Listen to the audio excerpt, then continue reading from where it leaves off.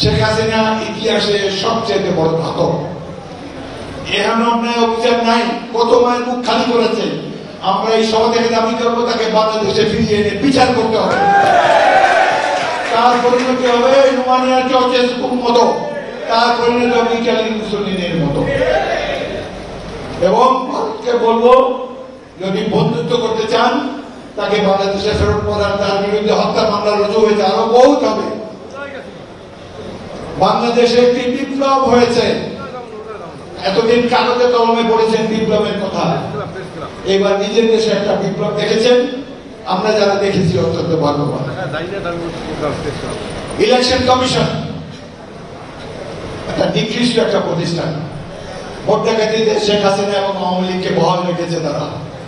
প্রথম দিকে প্রধান নির্বাচন কমিশনে ভালো ভালো কথা বলেছেন, বলছে আওয়ামী লীগ রাইফেল নিয়ে আসলে ভোটাররাও রাইফেল নিয়ে আসবে, ভোটারে ঘরে ঘরে গিয়ে রাইফেল আছেন।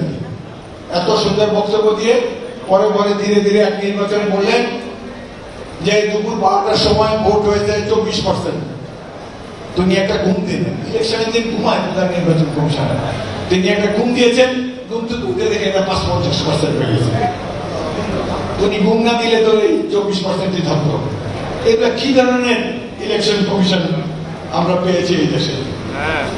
বেগম খালেদা জিয়ার সাথে 3-4 দিন আগে দেখা করতে গিয়েছিলাম, দেখি কথা বলতে পারি না ঠিক মতো, তার কোথায় জড়তা কাঁপানি আসে। আমি তাকে চাঙ্গা করার জন্য বললাম, ম্যাডাম রেডি হন, ইলেকশন করার জন্য রেডি হন। সাথে সাথে দিদি চাঙ্গা হয়ে গেলেন।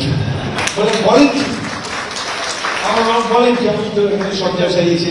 আমি বলছি খালি একটা কলম আপনি রাখেন সাথে, যখন মডার্ন নির্বাচনের প্রার্থীর মনোনয়ন ফর্মটা যখন আসবেন আপনি শুয়ে ঘুমায় খালি এর একটা দাগ দিয়ে দেবেন, ওইটাতেই 300 আসনের 290 টাকা।